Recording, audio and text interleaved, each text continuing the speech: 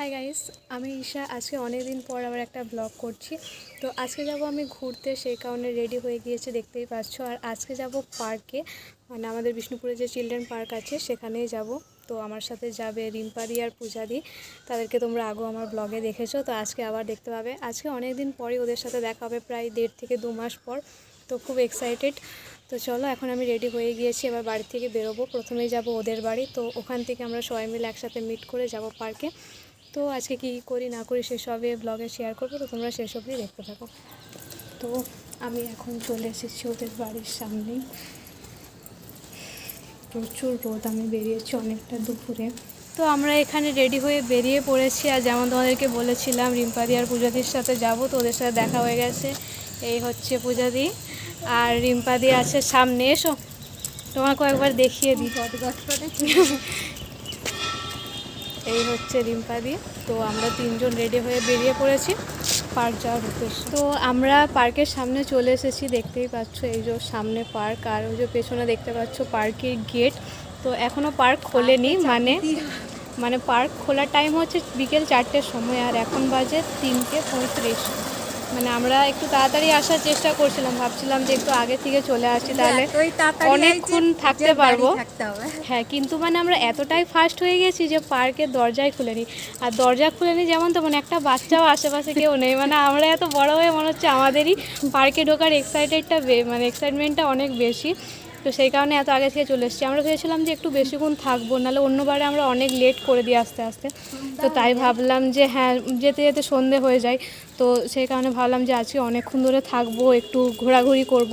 কিন্তু মানে তাড়াতাড়ি আসতে গিয়ে এতটাই তাড়াতাড়ি চলে এসেছি যে পার্কের দরজাই খোলেনি। পুরো চারিদিকে একদম ফাঁকা, শুধু আমরা 3 জন এখানে ঘুরে বেড়াচ্ছি, দেখতেই পাচ্ছ। চারিদিক ফাঁকা, ময়ে ব্যাপার হয়ে গেছে আমাদের সাথে। সো গাইস, এখন বাজে 3:57। তো আর মাত্র পার্ক খুলতে 3 মিনিট বাকি। এখন যে আমাদের মধ্যে কি পরিমাণ আনন্দ হচ্ছে, হ্যাঁ কি না? মানে এতক্ষণ ধরে আমরা দাঁড়িয়ে আছি, যে হ্যাঁ, মানে চাতক পাখির মতন, যেমন চাতক পাখি জলের জন্য ওয়েট করে থাকে, আর আমরা সেরকম পার্ক খোলার জন্য অপেক্ষা করছি যে কতক্ষণে পার্কটা খুলবে, ঢুকে অনেক সুন্দর সুন্দর ভিডিও বানাবো, ছবি তুলবো। মেনলি ওটার জন্য এসেছি আমরা। তো এখন ফাইনালি পার্ক খোলার টাইম হয়ে গিয়েছে, তো সেই কারণে খুবই আনন্দ হচ্ছে মনের মধ্যে। তো এখন ওয়েট করা যে কতক্ষণে দরজাটা খুলবে। এখনও দরজা বন্ধই আছে, দেখতেই পাচ্ছ। ওই যে এটা একটা গেট, ওইদিকেও একটা গেট আছে, টিকিট কাউন্টার ওদিকটা। ওই যাই হোক, গেট তো গেট। তো এখনও কোনো গেট খোলেনি। যে টিকিট কাউন্টার থাকে সে এইমাত্র এলো, ওই যে ওখানে বাইক দাঁড় করানো আছে, বাট এখনও দরজা খোলেনি। তো চলো দেখা যাক কতক্ষণে দরজা খোলে।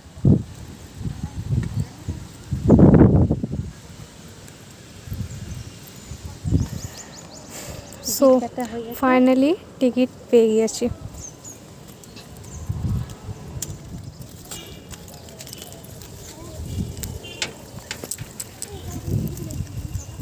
ফাইনালি এতক্ষণ ওয়েট করার পর খুব ভালো লাগছে। আর পুরো পার্ক একদম ফাঁকা, মানে পার্কের আজকের দিনের ফার্স্ট আমরা হচ্ছে 3 জন। তো দেখতেই পাচ্ছ, এই হচ্ছে আমাদের বিষ্ণুপুরের চিলড্রেন পার্ক। পুরো পার্ক একদমই ফাঁকা, শুধুমাত্র আছি আমরা 3 জন। চারিদিক পুরো ফাঁকা, বেশ ভালো লাগছে। আমার বেশ একটু ফাঁকা ফাঁকা জায়গা বেশ ভালো লাগে, মানে লোকজন একটু কম থাকবে। তো আজকে সব দোলনাগুলো ফাঁকা আছে, খুবই একটা ভালো ব্যাপার। অন্য সময় আসলে তো দোলনাতে উঠতে পারি না, কারণ বাচ্চারা বসে থাকে, আর বাচ্চাদেরকে উঠিয়ে আমি এত বড় একটা মানুষ, আমি বসলে সেটা একটা কেমন দেখায়। বাট ফাইনালি আজকে পুরো পার্ক ফাঁকা, বাট এখানে অনেক বেশি রোদ। অন্য একটা দোলনায় যাই, খুব মজা লাগছে আজকে, কারণ আজকে এখানে শুধুমাত্র আমরা 3 জন আছি সেই কারণে। তো যেটা বলছিলাম, মানে অন্য সময় যখন পার্কে আসি তো দোলনাগুলো পুরো ভর্তি থাকে, কারণ সব বাচ্চারা থাকে, আমরা বসার সুযোগ পাই না সেরকমভাবে। বাট আজকে পুরো দোলনা, পুরো পার্কটাই ফাঁকা। তো এসে আমি ফার্স্টে দোলনায় উঠে পড়েছি, দেখতেই পাচ্ছ। আর এই পার্কটার সাথে অনেক সুন্দর সুন্দর মেমোরি আছে। একদম ছোট্টবেলা থেকে এই পার্কে আসছি, যখন আমি নার্সারি কেজিতে পড়তাম সেই বয়স থেকে, মানে বুঝতেই পারছো কত ছোটোবেলা থেকে আসছি। এখন বিয়ের পরও আসছি, বিয়ে হয়ে গিয়েছে, এত বড় হয়ে গিয়েছি, তাও পার্কে আসার সেই মজাটা একই রকম আছে। আগে বাবা মার সাথে ফ্যামিলির সাথে আসতাম, বাট এখন আসছি বন্ধুদের সাথে। এটাই হচ্ছে পার্থক্য, বাকি সব কিছুই একই আছে। আনন্দটাও সে আগের মতো আছে, এক্সাইটমেন্টটাও আগের মতোই আছে। অনেক বেশি বকবক করে ফেলছি আজকে আমি, বিকজ আজকে আমার খুব মজা লাগছে। অনেক দিন পর বাড়ি থেকে বেরিয়েছি তো এই কারণে। এই দেখো অশোক ফুলের গাছ, অশোক ফুল ধরেওছে অনেকগুলো, নিচে পড়েও আছে।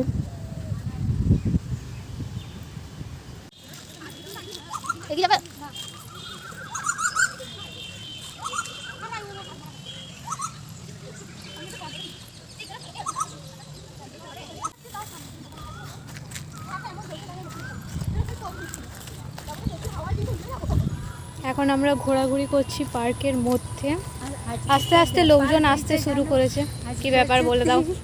আজকে হচ্ছে যারাই আসছে 3 জন করে, 3 3 9 জন মোট উপস্থিত। মানে এটা হচ্ছে একটা কোইন্সিডেন্স নাকি সেটা আমরা বুঝতে পারছি না। আমরা 3 জন এসেছি, তারপর আরও 3টে মেয়ে এসছে, মানে ওরাও ফ্রেন্ড, তো 3 জন এসছে দেখলাম। আর পার্কে যারা আসে মানে গেটে যে থাকে, তারপর টিকিট যে কাটে, এরকম মিলিয়ে 3 জন কাকু গেটের সামনে দাঁড়িয়ে আছে। সবই দেখছি 3 জন হয়ে যাচ্ছে, মানে এটা একটা কোইন্সিডেন্স হয়ে গিয়েছে বলতে পারো। বাট বেশ ভালো লাগছে আজকে ঘুরতে এসে, মানে পুরোই ফাঁকা, দেখতেই পাচ্ছ তোমরা, খুব মজা লাগছে। আর আমি অনেক ছবি তুলেছি, যেটার জন্য আমি পার্কে এসেছি।